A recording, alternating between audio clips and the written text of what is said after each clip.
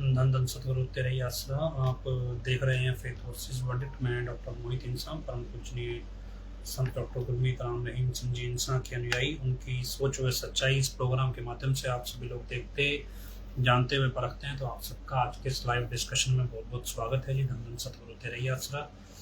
संग जी, एक बार थोड़ा आवाज़ का इशू लास्ट टाइम था, हमारा माइक ख़राब हो गया है। अभी नया माइक नहीं आया, कोई जुगाड़ किया हुआ है। तो एक बार आप बताइएगा भी आपको आवाज़ सुनाई दे रही है या नहीं सुनाई दे रही है। भी जो भी बोल रहे हैं, ईयरफोन लगाया तो है। अगर आवाज़ सुनाई दे रही है तो आप कंफर्मेशन दें। और यूपी वाला बैरुपिया आ चुका है, क्या कर रहा है वो सबको दिख ही रहा है। आवाज़ का मेरे पास कोई भी मैसेज नहीं है, आ गया है जी। तो यूपी वाला महाशय फिलहाल 40 दिन की पैरोल पे नौटंकी शुरू हुई है और कई सारी चीज़ें निकल के सामने आ रही हैं। एक मैसेज आया है मेरे पास सुबह सुबह, अब मुझे नहीं पता ये कितना सही है, लेकिन भेजने वाले लोग तो आईटी विंग वाले ही हैं। पर इस मैसेज से आपको बड़ा आइडिया लगेगा भी क्या नौटंकी चल रही है।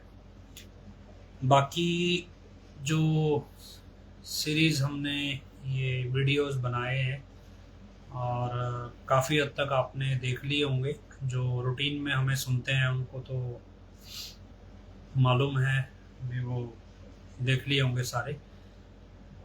थोड़ा आपको आइडिया लगे कि हम कहाँ खड़े हैं और क्या कुछ हाथ पैर मार चुके हैं, तो ये इसलिए भी आपको बताया है कि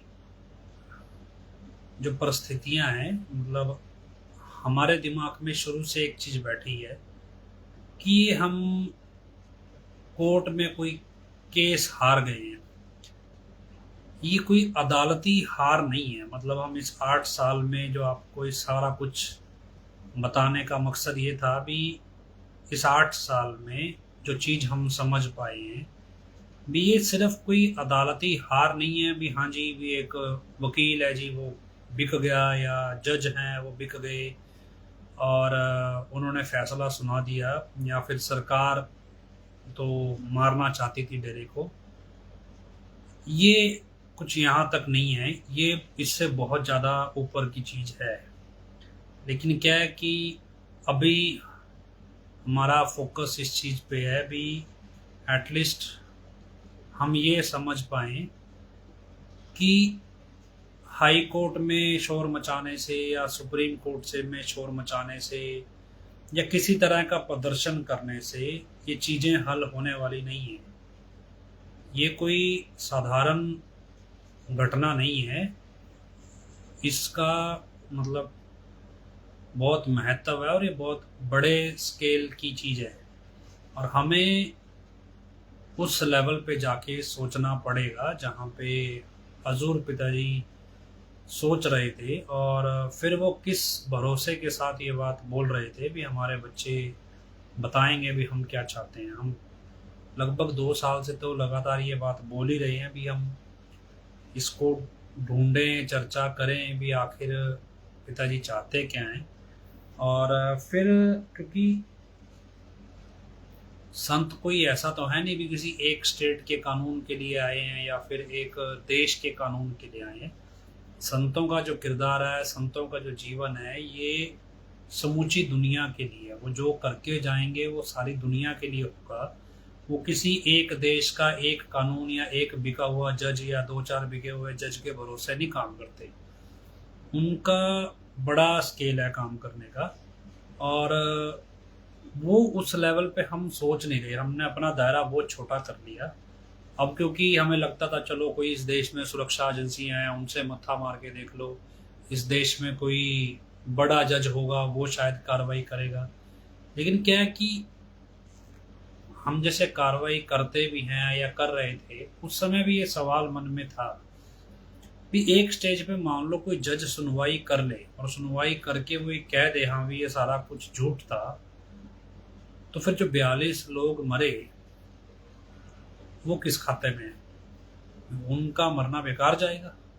भी एक मान लो एस के गर्ग नरवाना है या एक चोन्नी आया या हरीश छाबड़ा जैसे बिकाऊ वकील हैं, भी ये अगर बिकाऊ वकील 3-4 हैं भी, इनको करोड़पति बनना था, क्या एक संत का मकसद इन बिकाऊ वकीलों के आसरे खड़ा है? भी अगर ये ईमानदार होंगे तो ही संत काम कर पाएगा। चलो छोड़ो इसको, आप कॉमन सेंस लगाओ। अभी यूपी वाला जमूरा इन्होंने पिछले 4 महीने से लगातार शोर मचाया, अभी 21 जुलाई को परमानेंट आएगा, 21 जुलाई को परमानेंट आएगा। फिर 21 जुलाई को नहीं आया, पता चला अभी तो केस में बहस ही नहीं हुई है, फिर पता चला भी एक अर्जी वापस ले ली है। मतलब अगर एक संत ने वचन कर दिया हो कि वो आएगा इस दिन को, और उसके बाद क्या वकील डिसाइड करेगा भी संत का वचन पूरा होगा या नहीं होगा? फिर डेरा की मैनेजमेंट ये मतलब सफाई देगी भी दो जी हमने तो केरला का कोई रिटायर्ड जज है, वो जज हमने ले रखा है, उसके हिसाब से चल रहा है, वो तो सही गाइड करेगा। भाई जब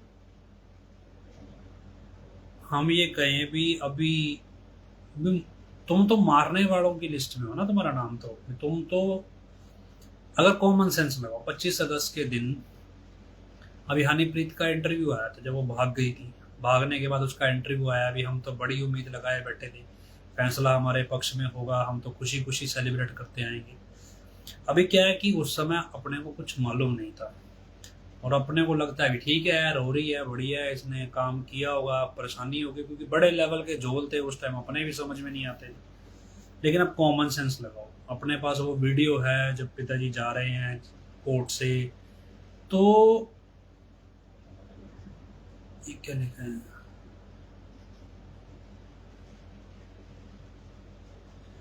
अब कोर्ट से पिताजी जा रहे हैं, उनके हाथ में अटैचियां हैं। अब इसका मतलब उनको पहले से पता था ना भी जेल जाना है, अटैचियों में कपड़े पैक करके लेके गए। कोर्ट रूम के अंदर अटैची क्यों जा रही है? कोर्ट रूम में फैसला सुनने कोई व्यक्ति जा रहा है तो कोर्ट रूम में अटैची क्यों लेके जाएगा? वो अटैची असल में उनको पता है भी कोर्ट से अरेस्ट हो जाएगा, कोर्ट से ही सामान आपको ले जाना पड़ेगा, अभी बाहर आपको सामान पकड़ाने नहीं देंगे। तो या फिर आप जेल जाके पकड़ा के आओ या फिर बंदा अपने साथ लेके जाएगा। अभी मैं गया हूँ तो मुझे पता है ये सामान अपने साथ ले जाना पड़ता है और बाकी सामान आपका बाहर से आता जाएगा, लेकिन जेल के अंदर जो सामान चला गया वो जेल से बाहर नहीं आएगा जब तक आप खुद बाहर नहीं आओगे। मतलब ये भी सिस्टम है।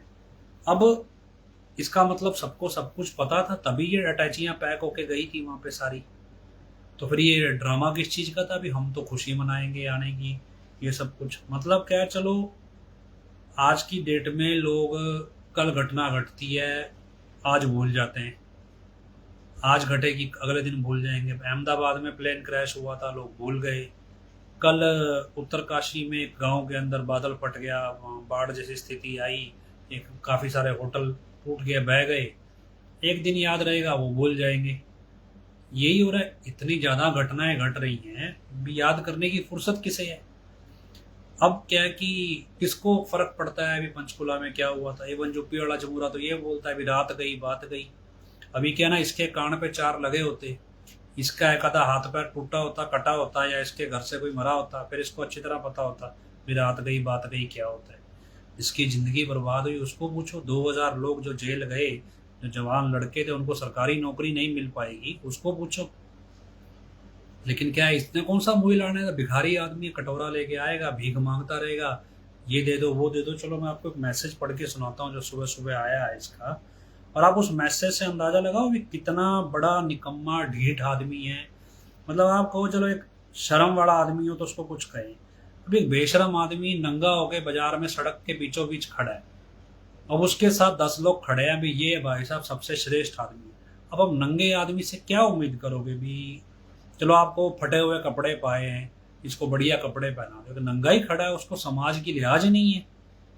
तो मैसेज पढ़ो, ये आईटी विंग का मैसेज है। यह प्रण आज पिताजी ने करवाया है, ना आपने ना आपके परिवार ने, बल्कि आपकी कुलों तक का भी इससे उद्धार हो जाएगा। मतलब ये प्रण करवाया क्या है? अगर आप यह माने तो श्री हनुमान जी की तारीफ करते हुए उन्होंने वचन किए कि भक्त ऐसा होना चाहिए। अब ये हनुमान जी की तारीफ कर रहा है, भी भक्त कैसा होना चाहिए। ये हनुमान जी की तारीफ नहीं कर रहा है, ये आप भीख मांग रहा है। ध्यान से समझना, हम श्री हनुमान जी की बराबरी नहीं कर सकते, लेकिन विश्वास वैसा होना चाहिए जैसा उनका था, क्योंकि श्री हनुमान जी के बाद इस धरती पे भक्त पैदा नहीं हुआ। एक बार परम पिताई से किसी ने पूछा था, पता नहीं हजूर पिताई से पूछा था, भी भक्त कैसा होना चाहिए। हजूर पिताई ने कहा था भक्त होना चाहिए भाई लैना जैसा। और भाई लैना आपको जिनको नहीं पता उनको बता दें, जो सिखों के दूसरे गुरु हैं, गुरु अंगद देव जी, उनको भाई लैना जी के नाम से शायद जाना जाता था। अगर मैं गलत हूं तो मुझे करेक्ट कर देना। तो हजूर पिताजी के और परम पिताजी के वचन थे भी भक्त होना चाहिए भाई लैना जी जैसा, और विश्वास भाई लैना जी जैसा होना चाहिए। अब आगे सुनिए। और हजूर पिताजी से, परम पिताजी से, हजूर पिताजी दोनों से ही पूछा जाता था भी पिताजी आशिकी कैसी होनी चाहिए। चलो विश्वास हो गया भाई लैना जी जैसा, भी आशिकी कैसी होनी चाहिए, भी कोई उदाहरण हो इसका। तो अक्सर उदाहरण दिया जाता सोनी महिवाल का। भी परम पिताजी कहा करते भी सोनी महिवाल का जो इश्क था ना, भी एक बार एक बंदा, मतलब जो महिवाल है, वो अपना इश्क साबित कर देता है सोनी के प्रति। और जब सोनी को यह एहसास हो जाता है कि मेरा महिवाल मेरे लिए जान तक दे सकता है, तब सोनी कहते हैं भी अब ये इश्क मैं निभाऊंगी। और आखिर में वो इश्क निभाते निभाते मर जाती है, और महिवाल की मौत भी उसके साथ हो जाती है। मैंने आपको शायद पहले ही बताया था, अभी एक पंजाबी में गाना है कि कंडे उत्ते मेहरमा मेहरमा वे मैं कदों दी खड़ी हैं। ये सोनी महिवाल की स्टोरी के ऊपर ही है। अब हजूर पिताजी ने प्रेम अपना दिखाया भी, देखो हम इस हद तक आपके प्रेम में जा सकते हैं। जब हमें समझ आ गया भी हजूर पिताजी का प्रेम सच्चा निरोल है, और वो किसी भी हद तक हमारे प्रेम में हमें बचाने के लिए जा सकते हैं, तब हमें वो प्रेम निभाना था। लेकिन ऐसे टाइम पे हम पीछे हट गए भी, हमें नहीं निभाना है। तो खैर चलो आगे सुनो। हम श्री हनुमान जी की बराबरी नहीं कर सकते, लेकिन विश्वास वैसा होना चाहिए जैसा उनका था। वो हर स्थिति में श्री राम जी के साथ खड़े रहे। गौर से सुनिएगा। अब ये हिंदूवाद परोस रहा है कि खुद को श्री राम जी से की, मतलब खुद की तुलना श्री राम जी से कर रहा है, और अपने चेलों को बोल रहा है भी तुम हनुमान बन जाओ। ये समझने की कोशिश करो। वो हर स्थिति में श्री राम जी के साथ खड़े रहे। जब राम जी मूर्छित हो गए, नागपाश में बंध गए, फिर भी हनुमान जी ने उन्हें भगवान मानकर उनका साथ नहीं छोड़ा। अभी वर्ड टू वर्ड समझना। जब राम जी मूर्छित हो गए, नागपाश में बंध गए, ये अपने को रामायण में कहानी आती है भी, कोई नागपाश तीर था, या जैसे कह लो भी वो छोड़ा शक्ति थी, जिसमें रावण की सेना ने रामचंद्र जी को और लक्ष्मण जी को नागपाश में बांध लिया था। और फिर भी हनुमान जी ने उन्हें भगवान मानकर उनका साथ नहीं छोड़ा। वे लगातार यही प्रार्थना करते रहे, हे प्रभु मुझे सद्बुद्धि दो। मतलब हनुमान जी की बुद्धि बिगड़ गई थी, सद्बुद्धि मांग रहे थे।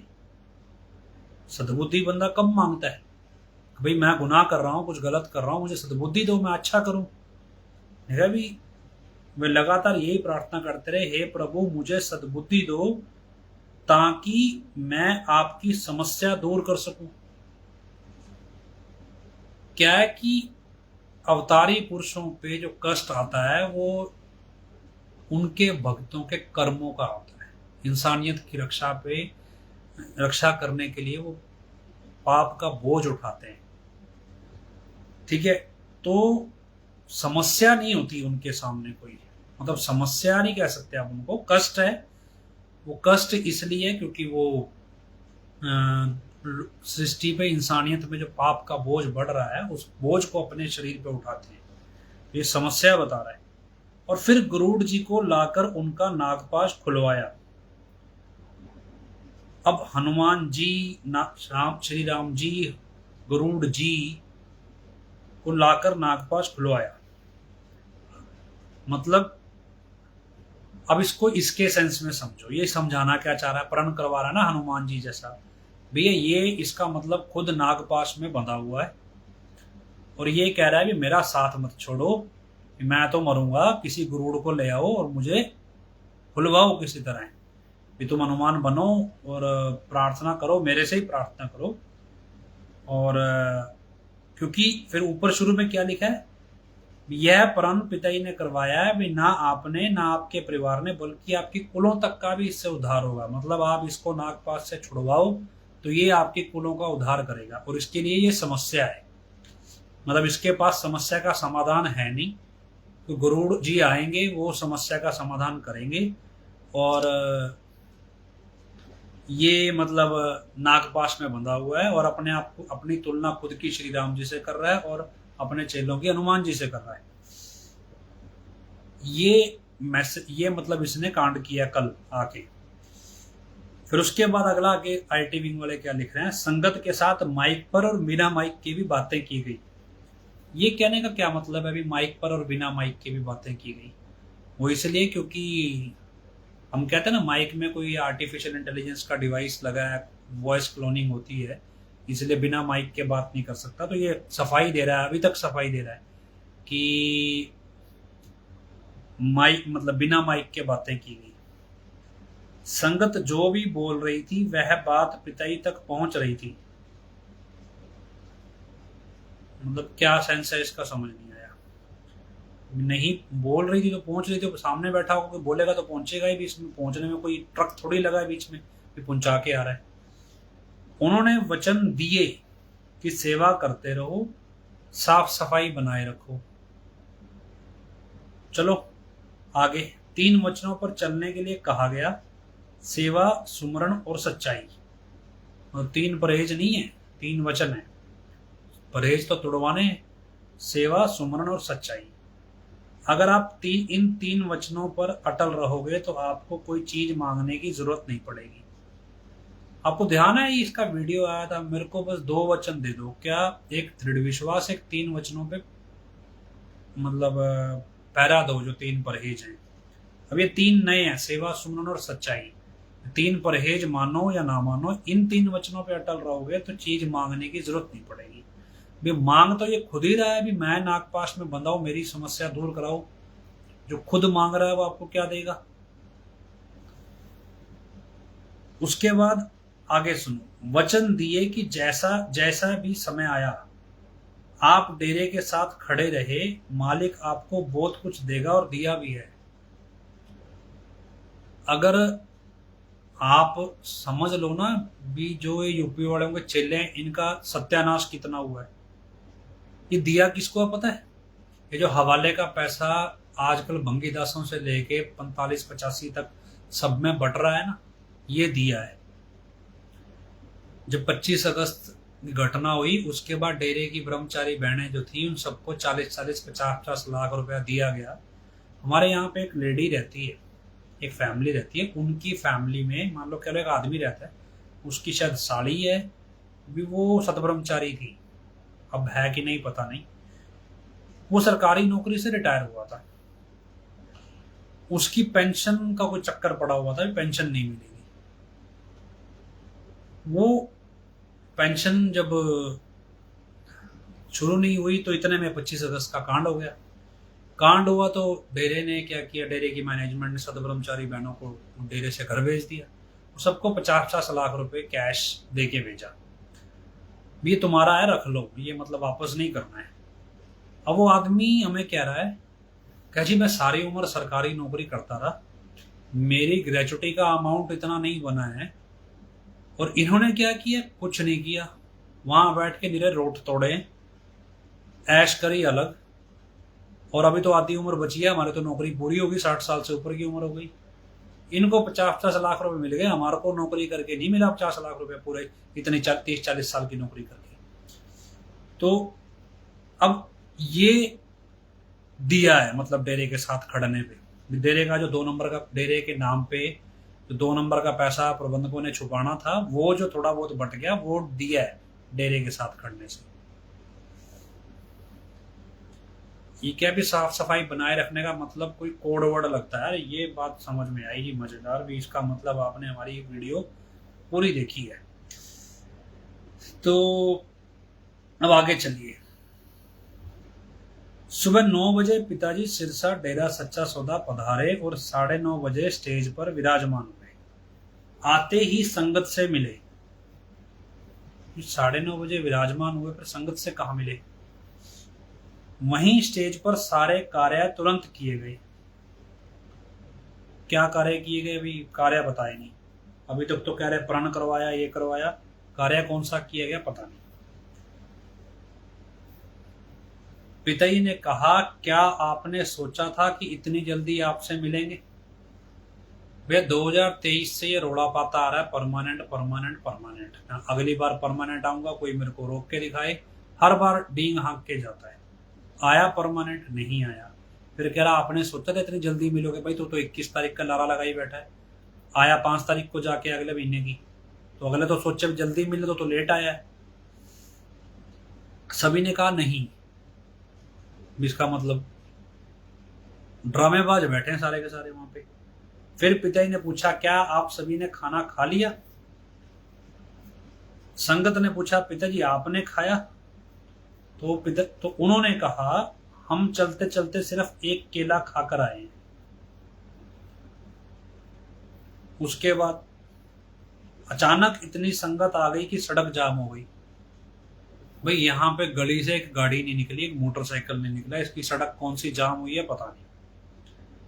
आगे सुनना। 5,000 से 10,000 की संख्या में, भाई 9-10 हजार होता, 5-6 हजार होता, 5,000 और 10,000 सीधा डबल। 5,000 थे कि उससे डबल थे, 10,000 थे। चलो जितने भी होंगे, 5,000 से 10,000 की संख्या में संगत रास्ते में दिए वाली थालियां लेकर स्वागत के लिए खड़ी थी। उनकी भी हाजिरी लगाई गई। अब अंदाजा लगाओ भी 10,000 बंदा थाली लेके स्वागत के लिए घी के दिए जगा के खड़ा है। लेकिन इनके पास ना तो कैमरे वाला ढंग से कोई था, ना ही स्टेज लगाने वाला था। मतलब आप पिताजी की जब स्टेज लगती थी ना, अगर आपको जिनको पता हो, एक एक सूत माप के लगती थी। भी एक सूत भी चीज इधर से उधर नहीं होनी चाहिए। इतने सलीके से चीजें लगती थी, इतने परफेक्शन से कपड़ा सिला जाता था, चिपकाया जाता था। अगर तख्त पोश पे भी लगती थी। वहां पे क्या बेंच पड़ा है फट्टों वाला। तख्त पोश भी प्रॉपर नहीं है वो, मतलब वो वाला तख्त पोश जो मुनीम रखते हैं। एक वो पिताजी की जो स्टेज का प्रॉपर शीशम का बना हुआ था, सागवान की लकड़ का बना हुआ था, जो तख्त पोश बढ़िया फैंसी। ये वो है जो जिसपे फट्टे पे लोग सोते हैं, तख्त पोश पे, या बैठते हैं, ताश वगैरह खेलते हैं बस अड्डों पे। वो वाले तख्त पोश के ऊपर पायदान रख के ऊपर कुर्सी रख दी। 10,000 बंदों को स्वागत की तैयारी का पता था। स्टेज कौन लगाएगा ये पता ही नहीं। फिर पायदान रख के ऊपर कुर्सी रख के भी यहाँ बैठ जा। हमने एक फोटो डाली थी, उस फोटो पे दिखाई दे रहा है भी कोने में चप्पल उतार रहा है। पिताजी की स्टेज लगी है तो पिताजी जूती उतारते थे अपनी नीचे। सीढ़ी लगी है, सीढ़ी पे चढ़ने से पहले। या फिर कुर्सी पे बैठे हैं, ऊपर ऊपर पैर करेंगे तो वहीं उतार देंगे। अब जब नीचे उतारते थे तब जुत्ती साथ साथ उठा के ढक के रख दी जाती थी भी इस पे मक्खी भी ना बैठे। ठीक है। अब ये क्या है जी, कोने में बिल्कुल कुर्सी के पीछे कोने में जुत्ती उतार के आया, वो भी टेढ़ी तिरछी पड़ी है, भी सीधी नहीं उतरी, और आगे से आके बैठ गया। क्यों? अभी ये चटाई पे बैठने वाला बंदा भिखारी आदमी, इसको साइड में चप्पल उतारने की आदत है। लेकिन अब ये इसको पता नहीं था भी सामने से उतारनी है। वीडियो जो आया है इसका, उसमें आप जैसे माइक लगा, मेरी आवाज आपको सुन रही है अभी, इसमें मैंने लीड लगाई हुई है। इससे ये माइक थोड़ा आपको ज्यादा आवाज सुना रहा है। अगर ये उतार दूंगा तो मैं आपको सुनो, अभी ये आवाज कम हो जाएगी। अब ये आवाज कम हो गई है। अब ये लीड लग जाएगी तो ये आवाज फिर बढ़ जाएगी। तो ये माइक लगता है एक, मतलब कोई भी आप बोल रहे हो माइक पे, उसका ऑडियो इनपुट जो है वो आएगा माइक पे। डेरे के लिए पिताजी ने 2-2 करोड़ के कैमरे खरीद रखे थे, 2-2 करोड़ के। एक मोबाइल फोन से वीडियो बना के इंस्टाग्राम पे डाला गया। और उसमें भी ऑडियो इनपुट नहीं है। और फिर जब हमने ये सवाल उठा दिया कि भैया आगे बंदा तो कोई था नहीं, अभी 10,000 बंदा वहां था, भैया हम डेरे की कॉलोनी में रहते हैं, यहां से एक आदमी नहीं गया, तो 10,000 बंदा कौन था? इतना आदमी तो डेरे की कॉलोनियों में रहता ही नहीं। भी जितना वहां पे इसने दिखा दिया, दिए लिए, कोई फोटो वीडियो थी कि गाड़ियां आ रही हैं, भी रास्ते में कोई खड़ा है, अब चाहे मतलब दिखा दो वीडियो बना के दोबारा से। और नहीं है, तुम्हारे पास कैमरा मैन नहीं है, तुम्हारे पास स्टेज लगाने वाला व्यक्ति नहीं है, तुम्हारे पास माइक का ऑडियो इनपुट देने के लिए कोई बंदा नहीं है। पायदान के ऊपर तुमने स्टेज लगा दिया है, पायदान रख के जिसपे जूतों के निशान है, मतलब पिताजी की स्टेज के ऊपर मान लोगे आप जूते लेके लोग चढ़े हुए हैं, और उसके बाद लोग उस पर जूते लेके चढ़ सकते हैं लेकिन पिताजी जूता उतार के चढ़ रहे हैं, ऐसा हो सकता है? लोग भी जिस जगह पे पिताजी ऑपरेशन थिएटर में जाते थे ना, जहां पे आपको ड्रेस तक बदलनी पड़ती है, वहां भी पिताजी जुत्ती नहीं उतारते थे अपनी। वहां भी पिताजी को कभी ये नहीं कहा जाता था भी जुत्ती उतारो, कि संतों के चरण, संतों की मौजूदगी, उनकी तो चरण धूड़ी भी पवित्र है।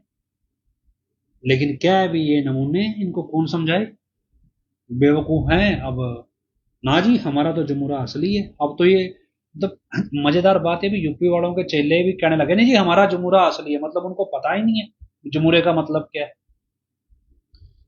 तो अब ये नौटंकी है। फिर क्या जी, आके आपको गुलगुले खिलाएंगे। इनको पता है भी मिठाई वगैरह बांटो तो कुछ लोग आएंगे, कोई नई चीज बना के खिलाओ। देखो, अगर आप किसी ने ओशो को कभी सुना हो, ओशो एक नाम सुना होगा, ओशो को कभी सुना हो, ओशो का कॉन्सेप्ट यही था। वो एक मनोवैज्ञानिक था, वो ऐसे ही करता था भी, इंसान की जिंदगी में स्ट्रेस आ जाता है, मतलब तनाव होता है, और इस तनाव का मनोविज्ञान ये कहता है भी आप खुल के बात नहीं कर पा रहे, खुल के अपना खुद को जब एक्सप्रेस नहीं कर पा रहे, मतलब क्या होता है भी, घर में मान लो खींचतान है किसी के भी, और उस खींचतान में बनावटी दुनिया है, बनावटी लोग हैं, और अपनी खुशी का इजहार या अपने दुख का इजहार या अपने गुस्से का या अपनी नाराजगी का इजहार नहीं कर पाता इंसान। तो क्यों घर में उतना खुला नहीं है, या इंसान दोगला है, वो दो तरह की जिंदगी जी रहा है, जैसी वो दिखा रहा है वैसा वो है नहीं, तो ऐसे में वो खुद को एक्सप्रेस नहीं कर पाता। तो ओशो का कॉन्सेप्ट ये था कि जब भी ऐसे व्यक्ति को बुलाओ, और जब बुलाओ उसको बोलो भी एक काम कर, उसको अनजान लोगों के बीच में छोड़ दो। अब उसको बोले भी तेरे मन में स्ट्रेस है, एक काम कर, म्यूजिक चलाएंगे, नाच ले, तसल्ली से नाच ले। पर नाच लिया कि जो काम तो करना चाहता है, दारू पीना चाहता है, तसल्ली से दारू पी, मतलब जो काम तेरे को स्ट्रेस निकालना है निकालो। जब वो बिल्कुल थक लेगा, नाच लेगा, खा पी लेगा, ऐश प्रस्ती कर लेगा, उसके बाद बोलेगा अब सो जा। सोने के बाद अब मैं तेरी बात सुनूंगा, अब तुम अपनी बात बोल। ये क्या स्ट्रेस रिलीविंग फैक्टर है, इसमें रूहानियत कहीं नहीं है, कुछ यही यहाँ पे है। भी ये आ गया, अब लोगों का जो तनाव है घर में, वो क्या है, अभी अब डेरे जाएंगे, डेरे क्या है, अभी बहाने से नाचने को मिलेगा, ये कोई रूहानियत की खुशी नहीं है। ये भी मतलब उतनी ही मना सकते हैं जितना इनको ऑर्डर दिया जाए, भी इससे ज्यादा नहीं मनानी। देखो पहले क्या करते थे, जैसे ही ये आता था केक काटने की वीडियो आने लगते थे, सारे अपने अपने ब्लॉकों में वीडियो बना बना के नाच गाना कर रहे हैं, जागो निकाल रहे हैं, बोलियां पा रहे हैं। धीरे धीरे वो सब खत्म हो गया। अभी कोई आया वीडियो ऐसा, एक दो वीडियो जो आए हैं वो भी गौर से देखो, वो सर्दियों के वीडियो हैं, पुराने वीडियो को नया बना के डाल दिया लोगों ने। मतलब क्या, खुशी भी उतनी मना सकते हो जितनी आपको अलाउड है, ज्यादा नहीं मना सकते आप खुशी। ये हालत है। उसके बाद क्या, सुबह से मेरे को 10 अलग अलग ब्लॉग्स के मैसेज आए कि भाई आप आ क्यों नहीं रहे ऑनलाइन गुरुकुल में, ये वो। 5 बजे का सुबह का टाइम दिया हुआ है, मैं 5 बजे का टाइम दूंगा, 5 से 9 बजे के बीच में कभी भी आ सकता हूँ। भी बच्चे स्कूल नहीं जा सकते, नौकरी पेशा बंदा नौकरी नहीं जा सकता, कोई कहीं जा ही नहीं सकता।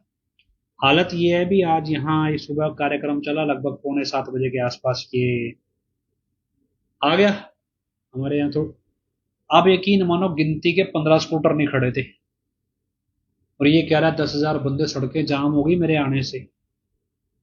लोगों को पता ही नहीं है, लोग उल्टा जा नहीं रहे हैं, वो आगे से आगे मैसेज पास कर रहे हैं, तो भाई यार वो आ गया, जाया दर्शन कराओ, जाया, मतलब खुद नहीं जा रहे हैं। जिन लोगों को ये कह रहा है भी मेरे लिए 10,000 बंदे थालियां लिए खड़े थे, वो बंदे इसके स्टेज पे बैठे को इसको देखने तक नहीं जाते। लोगों को बोलते हैं जाके दर्शन कराओ, आ गया आ गया। क्यों? उनको पता है भी बिना सिर पैर की बातें होगी। बड़े माता जी से मिलेगा। बड़े माता जी से एक और बात याद आ गई आपको, अच्छा कि आपने याद करा दिया। अब मौके पे जो शाही परिवार है वो श्री गुरुसर मोडिया में मौजूद है। मुझे आज एक भाई ने बताया कि जी हम माता जी से मिलने गए और उनसे हमने पूछ लिया कि जी आप सिरसा जाओगे, तो माता जी ने स्ट्रेट फॉरवर्ड मना कर दिया भी नहीं जाएंगे। तो बोले जी हमें जाना चाहिए। बोले तुम्हारी मर्जी। मतलब थोड़ा स्ट्रेट फॉरवर्ड जवाब था।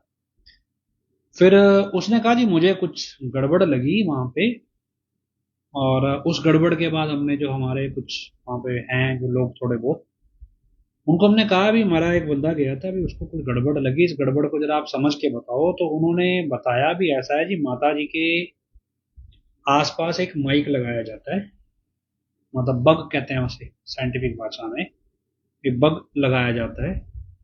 इसकी आवाज कोई दूसरा सुनता है पीछे बैठ के।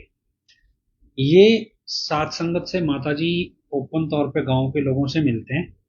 जैसे ही कोई पिताजी की बात करने लगता है माता जी से, उसी टाइम ही बंदा अंदर से आएगा और वो आके बोलेगा जी माता जी के रिश्तेदार मिलने आए हुए हैं, ये है वो है, उनको मिलना जाना है, आप सारे जाओ।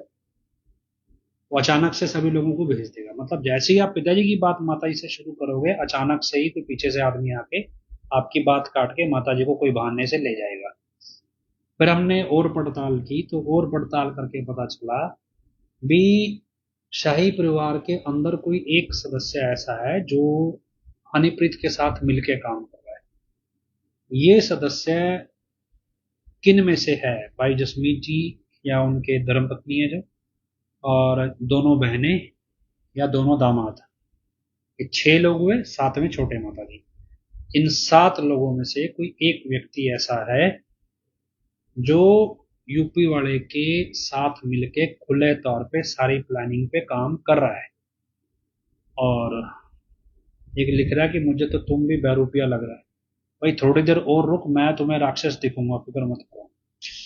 तो मतलब ये शाही परिवार का कोई एक सदस्य ऐसा है, ये ऑलमोस्ट कंफर्म्ड है कि कोई एक सदस्य ऐसा है जो ये सब कुछ प्लान कर रहा है इधर यूपी वाले के साथ भी, यहाँ प्रीत या जो भी ग्रुप यहाँ पे काम कर रहा है, और ये उधर से बड़े माता जी को ब्लैकमेल भी कर रहा है। मतलब ये कॉन्सेप्ट ऑलमोस्ट कंफर्म्ड है। हम अभी ये नहीं कह सकते भी कौन है, क्योंकि हर व्यक्ति पे शक करने की वजह है हमारे पास। ये नहीं कह सकते कि बहन जी ने लिखा है भी छोटे दामाद होंगे। हमारे पास हर व्यक्ति पे शक करने की वजह है। हर व्यक्ति का बैकग्राउंड कहीं ना कहीं डाउटफुल है, पर ये एक व्यक्ति जरूर है, और यही व्यक्ति शाही परिवार को बांधता है। फिर एक और चीज सामने आई भी, जब भी ये यूपी वाला व्यक्ति, जैसे ही यूपी वाला आ जाएगा, उसी टाइम पे शाही परिवार के सदस्य एक जगह इकट्ठे हो जाते हैं। फिर इनको नजरबंद कर दिया जाता है एक तरह से भी, इन पे पूरी नजर रखी जाए भी, इस दौरान ये कोई स्टेटमेंट ना दे दें, किसी को कोई बात कह ना दें।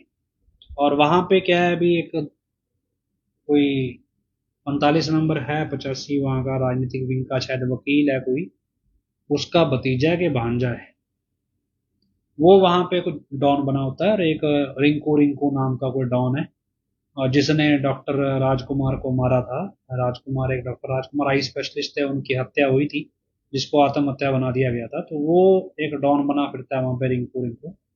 बाकी नीचे चले चिपटे उसके कई हैं। तो ये वहां पे पूरा सेटअप है, ये सब चल रहा है। अब कल से शाही परिवार गांव के लोगों से मिलना बंद कर दे या उन पे पहरेदारी लग जाए, तो समझ लेना हमारी बात सच है। और ना लगे तो फिर पूछ के देख लेना, माता जी से पिता जी के बारे में बात करके देख लेना। अगर ना कोई आपको रोकने आए तो समझ लेना हम झूठ बोल रहे हैं। हाँ पे आके कोई नमूना नौटंकी करे, पहले से प्लान करे, एक अलग बात है। पर जो हमारे साथ जुड़े हैं हम उन लोगों की बात कर रहे हैं। बाकी क्या है कि जो बात हम कहते हैं वो फटाफट साबित करने के लिए नौटंकी तो शुरू हो ही जाती है। हालत ये है जी यहाँ पे, ये स्थिति है। ये चीज आपको हमारे वीडियो से समझ आ गई होगी भी ये कोई मजाक नहीं चल रहा है। एट द एंड ये व्यक्ति मारना ही मारना है। और ये कैसे मारना है इसी का प्लान चलता रहता है। अब इसको मारने के लिए बेस क्या बनाए, ये या जो ये भगोड़े बंदे डेरे से अमरीक जैसे हैं जो ये आतंकवादियों की ट्रेनिंग लेके आए हुए हैं, अब ये बंदे कोई वारदात को अंजाम दे डेरे के खाते और फिर इसको मार दें। मतलब कोई भी प्लान हो सकता है, किसी भी रूप में हो सकता है। आप देखो भी एक पूरा ग्रुप पंजाब के अंदर काम कर रहा है।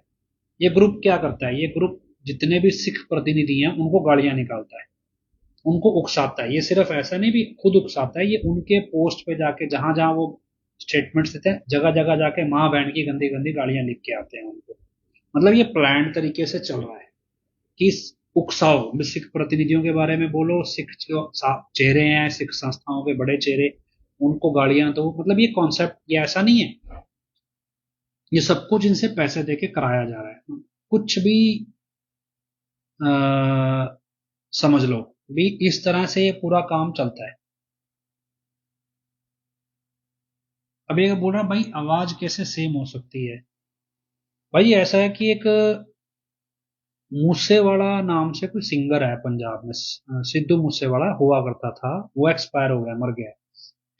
उसे मरे हुए 2 साल से ऊपर हो गए हैं शायद। वो बहुत फेमस चर्चित सिंगर था, अगर आप इंटरनेट पे देखोगे। उसके मरने के बाद उसके गाने लगातार आते जा रहे हैं, जबकि वो उसने गाए नहीं है, वो कंप्यूटर गा रहा है।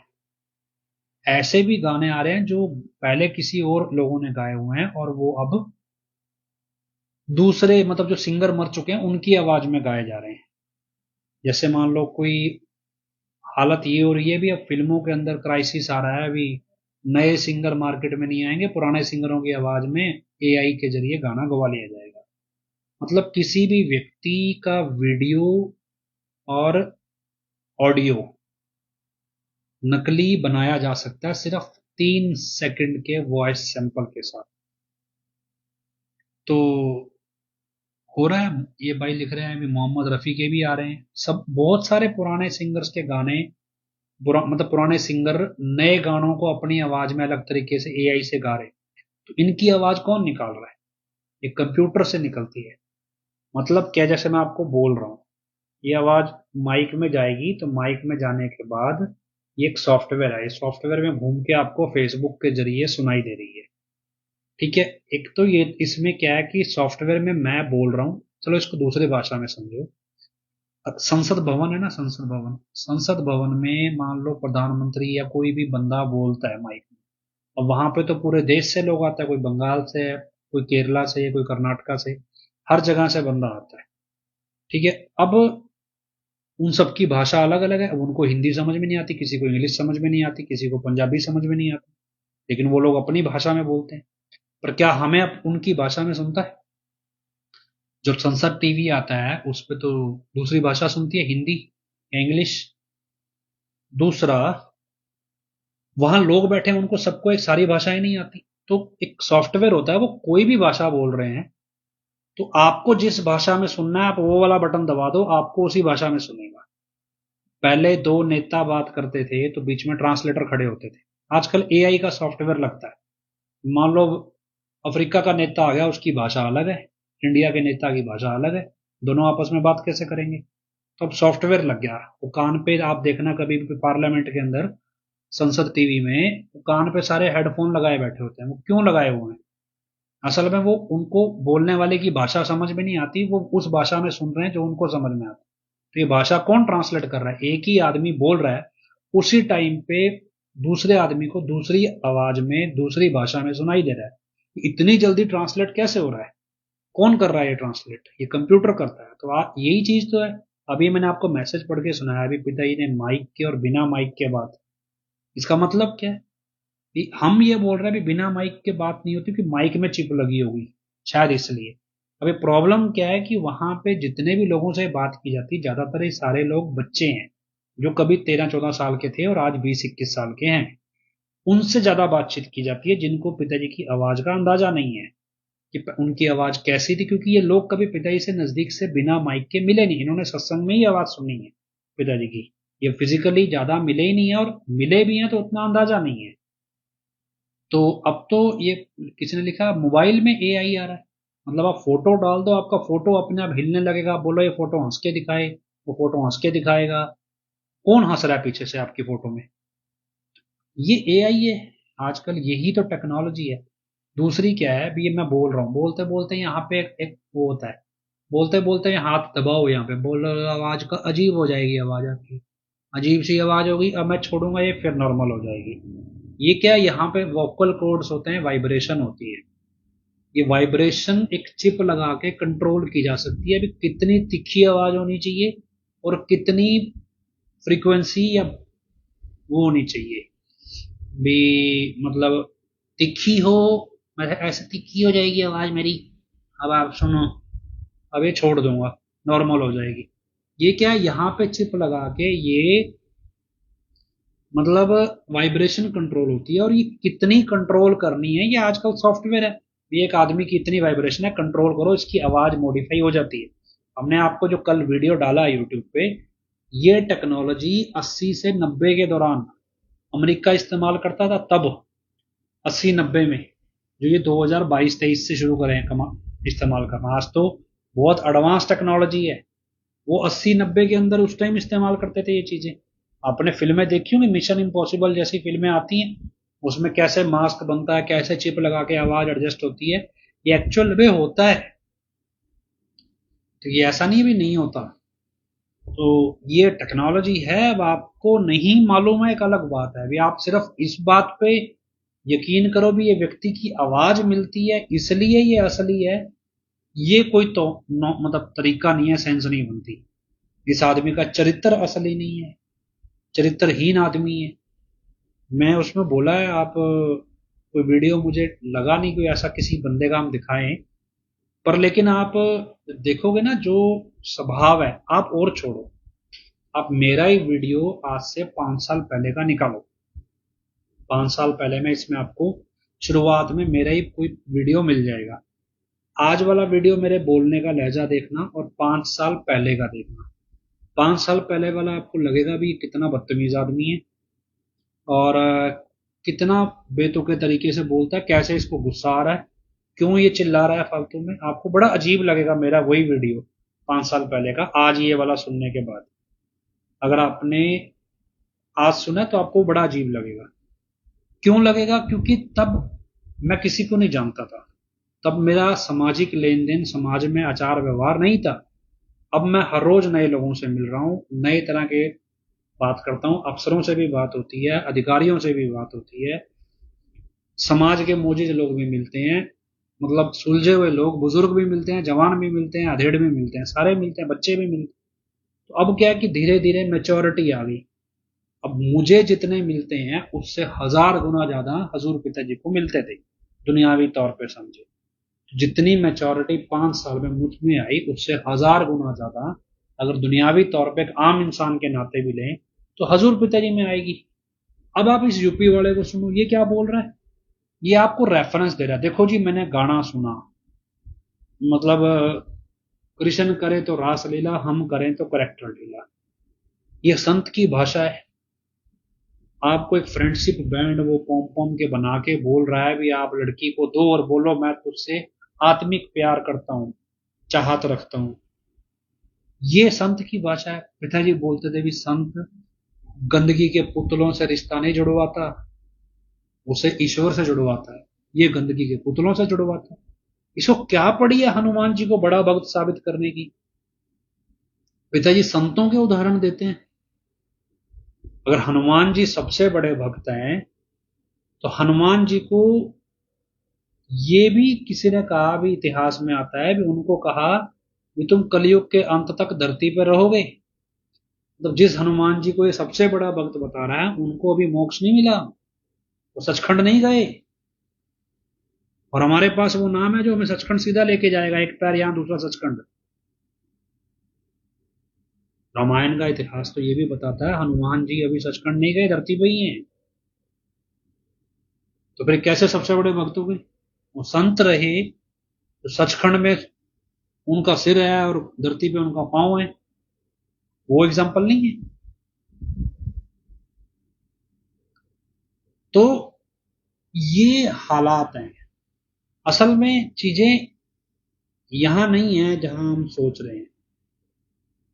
ये कुत्ते खानी जो चल रही है ना, जो ये गौरव जाट जैसे लोग चलाते हैं, ये कुत्ते खानी वास्तव में हर जगह है। ये कोई ऐसा नहीं भी डेरे में ही है। हर हर विचारधारा में इंटरनल फाइट है। कोई कह रहा है कि मतलब आप हिंदुओं में जाओगे तो हिंदुओं में 50 तरह की विचारधाराएं मिलेंगी। उदाहरण के तौर पे शिव जी का मंदिर है, उन शिव जी के मंदिर में एक जगह गंगा जल चढ़ाया जाता है, वो भी सबसे प्योर, मतलब गोमुख जहां से गंगा निकलती है, लोग वहां से पानी लेके आते हैं और शिवलिंग पे चढ़ाते हैं। भी ये गंगा जल है, सबसे प्योर पानी हम चढ़ाएंगे। किसी और इलाके में आप जाओ, उन्हीं शिव जी के मंदिर में उसी शिवलिंग पे शराब भी चढ़ाई जाती है, तो सबसे गंदा पानी माना जाता है। तो ये है, ये भी आस्था है लोगों की। मतलब एक ही शिव जी है, एक ही तरह की उनकी पूजा होनी है, एक जैसी उन्होंने रहमत बरसानी है। एक जगह गंगा जल चढ़ रहा है उनके मंदिर में, एक जगह शराब चढ़ रही है। क्यों? विचारधाराओं का मतभेद है हर जगह है। एक ही धर्म में एक ही चीज को लेके बहुत सारी विचारधाराएं। एक व्यक्ति कहेगा रामचंद्र जी की पूजा ऐसे होनी चाहिए, और छोड़ो रामायण, हमें रामायण एक है जो टीवी में फिल्म आगे दिखाई गई है, लोगों ने वही जानते हैं। जबकि इतिहास में 300 अलग अलग तरह की रामायण लिखी गई है, और 300 रामायण में एक वो बिहार में जो रामायण चलती है, वो उसमें श्री राम जी को ताना, मतलब ताने मारना भी भक्ति के दायरे में आता है।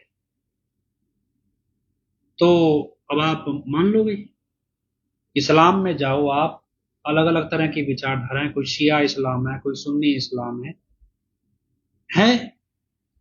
इनकी आपसी लड़ाइयां, पुरुष लड़ाइयां बहुत हिंसक है। आप सिखों में आओगे, एक नामधारी सिख है, एक निरंकारी है, एक ट्रेडिशनल सिख है, अलग अलग है। ईसाइयों में जाओगे, कैथोलिक क्रिश्चियंस हैं, रोमन क्रिश्चियंस हैं, एक ही विचारधारा में बहुत सारा है, बदलाव है। यही चीज हम यहाँ समझ रहे हैं ना, जो ये यूपी वाला नई विचारधारा लेके आया है, तो यही चीज हमें समझनी है भी। ये जो इम्बैलेंस है भी, ये हर जगह हुआ है। ये मैं आपको उसमें आखिरी वीडियो में बोला है भी, कैसे धर्म की सोच अधर्म में बदल जाती है, और कैसे ये अधर्म फिर धर्म बन के परोस दिया जाता है। जैसे गौरव जाट राज अभी गालियां लिख रहा है, मेरी पूरी रामचरितमानस पढ़ी हुई है, रामायण छोड़ो, पूरी रामचरितमानस मैंने पढ़ी है, पूरी भगवत गीता पढ़ी है, और एक बार नहीं कई बार पढ़ी है। अब मान लो अगर ये डेरे का व्यक्ति है, मान लो गौरव जाट राज, इसको डेरे से कोई मतलब नहीं है, इसको ये कि मुझे खुद को दिखाना है मैं जाट हूं, मेरी हस्ती है, फिर राज है भी हो सकता है जाट राजपूत हो, ये मेरी स्पेशल हस्ती है, और मैं अपने माइंडसेट में हिंदू धर्म का एक रक्षक हूं। अभी इसने मेरे 4 कमेंट सुन लिए, 4 हिंदूवादी संगठनों में बताएगा जाके भी इस बंदे को सबक सिखाओ, क्योंकि खुद में इसके बस की है नहीं, खुद इसने कभी रामायण महाभारत या ऐसी चीजें पढ़ी नहीं होगी। ये क्या है भी, ये एक अहंकार है आदमी का भी, अपनी हस्ती बना के रखना। अभी जब आप डेरे के कॉन्सेप्ट में आ जाओगे, तो डेरे में आपको जी इंसान है भी, आपको कोई मतलब नहीं आपकी धर्म जाति कौन सी है, आपको सिर्फ ईश्वर की भक्ति करनी है और समाज की सेवा करनी है। आपको ठेकेदार नहीं बनाया समाज का भी, आप अपने आप को जाट दिखाओ, आप अपने आप को राजपूत दिखाओ, आप अपने आप को मतलब कोई और कैटेगरी का दिखाओ, ये डेरे का कॉन्सेप्ट ही नहीं है। अब हम जब ये बात बोल रहे हैं भी, ये हनुमान जी रामचंद्र जी कर रहा है ये, मैं आपको यकीन दिलाऊं, 2020 में एक बंदा, एक बाप बेटा थे, वो मेरे पास आए, वो मेरे को बोलते जी डेरे में नकली डेरा मुखी आएगा, नकली काफिला होगा, नकली वो सत्संग लगाएगा, सब कुछ होगा। फिर हमने उस टाइम मजाक उड़ाया, लेकिन जब ये आ गया तो हमने उनको दोबारा कांटेक्ट किया, भैया तुमको 2020 में कैसे पता था? तो वो बोले जी हमारा 10वां द्वार खुला है, मतलब हमारे में से किसी एक का 10वां द्वार खुला है। अब जब 10वां द्वार खुला है, फिर वो मेरे को समझा रहे हैं क्योंकि उस टाइम में जब ये आ गया था ना नकली वाला, तब हमने इतिहास समझना शुरू किया भी इतिहास में ये सिचुएशन कभी आई है कि नहीं आई, आई है तो क्या क्या हुआ है। अब ये सिचुएशन इतिहास में आई है और उसमें क्या क्या गलतियां हुई, तब हमने इतिहास एक्सप्लोर किया और वहां से हमें सिख संतों का जो इतिहास है वो सबसे मतलब नियरेस्ट इतिहास माना जाता है। तो उसको समझने की कोशिश की भी, उसमें भी सिख गुरुओं का ने दूरी बनाई है अपनी संगत से, और उस समय संगत ने कैसे रिएक्ट किया, तो ये सब चीजें आती हैं इतिहास में। तो हमने वहां से स्टडी की और फिर हमने ये समझाना चाहा उस समय। तो ये जो बाप बेटा 10वें द्वार खुले वाले थे, ये मेरे पास आए और मेरे को कहते हैं कि जी सिख गुरु साहबान तो पूर्ण संत थे ही नहीं। अब वो मेरे को पूरा जचा रहे हैं। मैं कभी तुम्हारा 10वां द्वार खुला है या 10 में से -1 वाला खुला है? तो देवीलाल जी बोले मुझे तो गौरव जाट नहीं लगता। ऐसा है जी, जो छलांगे ज्यादा मारते हैं ना, क्योंकि मैं जितने जाट लोगों से मिलता हूँ स्थिर बुद्धि के होते हैं, टिके दिमाग के। ये उछल कूद मचाने वाले होते हैं ना, धर्म के ठेकेदार बने होते हैं। तो खैर वापस आए तो मेरे को ये कहने लगे भी सिख गुरुओं की तरफ मत जाओ, ये पूर्ण गुरु है ही नहीं। ये कॉन्सेप्ट कौन उठाता है पता है?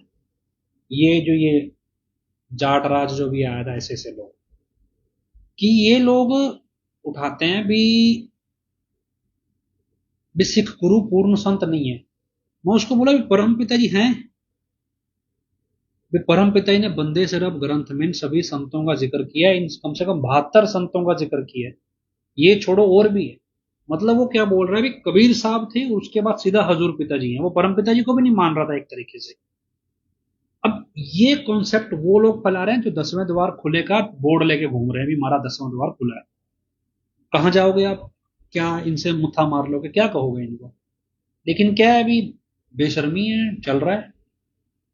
कब तक यही चीज, अभी ये प्रैक्टिकली इसको एस्टैब्लिश करनी है, ये इसका एजेंडा है और इस एजेंडा पे इसको लेकर आना है।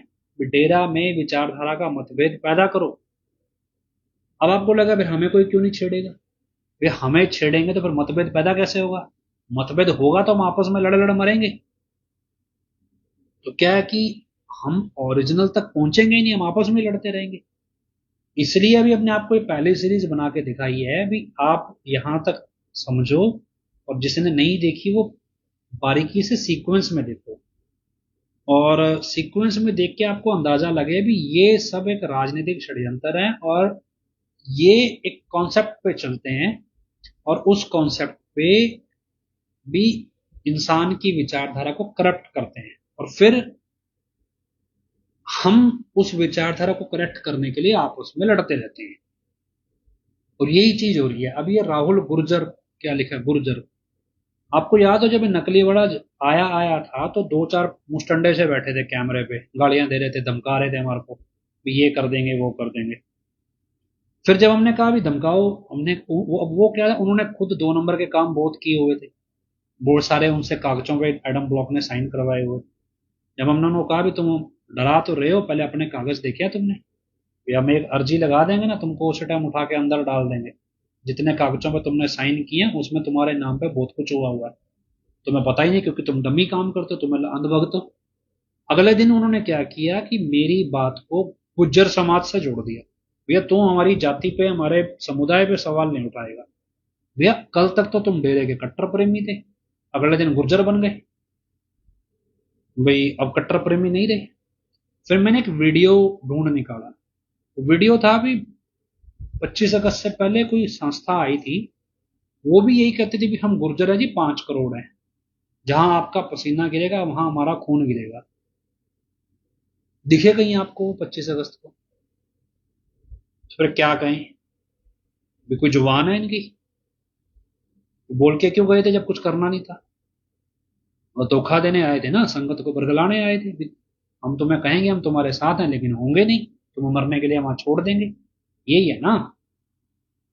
तो असल में क्या है भी, जो जाति धर्म गुर्जर जाट राजपूत या कुछ भी XYZ, मैं अपना कहूं अग्रवाल, ये सब क्या है, ये अहंकार के प्रतीक है। और ये अहंकार सीधे तरीके से जाति का नहीं है। फिर ये जब इसको जाति के नाम पे समझाओ भी, हम तो डेरे में जातिवाद रखते नहीं, तो फिर ये धर्म के ठेकेदार बन जाते हैं कि भाई हम तो हिंदू धर्म वाले हैं, हम सिख वाले हैं, हम मुसलमान वाले हैं, हम ईसाई वाले हैं। फिर धर्म के ठेकेदारी में आएंगे, फिर ये खुद कुछ नहीं करेंगे। फिर जोन से ऐसे ऐसे मतलब ग्रुप चलते हैं। एक ग्रुप था, मैं आपको बताता, एक बंदे ने ऐसे ही काम किया। उसने क्या किया, एक फिल्म रिलीज होनी थी।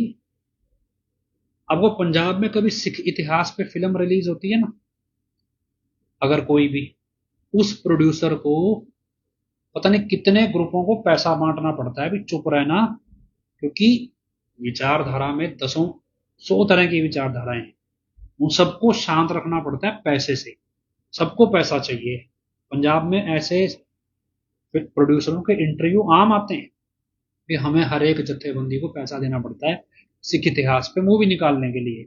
इसी तरह बहुत सारी मूवी हिंदू इतिहासों पे भी निकलती है, उसमें भी लोग विरोध करते हैं। किस लिए? भी पैसा मिले प्रोड्यूसर से। ऐसे ही एक बंदा था, उसने विरोध किया, उसको 5 करोड़ रुपया मिला। और ये सारी चीजें मैंने अपनी आंखों से देखी है। बड़ा उन्होंने शोर शराबा किया, बड़ा दंगा फसाद किया, इसलिए भी पैसा मिला। और पैसा मिला, फिर चुप हो गए, फिर घर बैठ गए। फिर एक दिन आके उनका किसी ने मर्डर कर दिया, तो अब ले लो 5 करोड़ चाट लो। ये जो है, ये सब धर्म की ठेकेदारी, पैसा कमाने की है और कुछ नहीं है। इंसानियत है नहीं किसी में।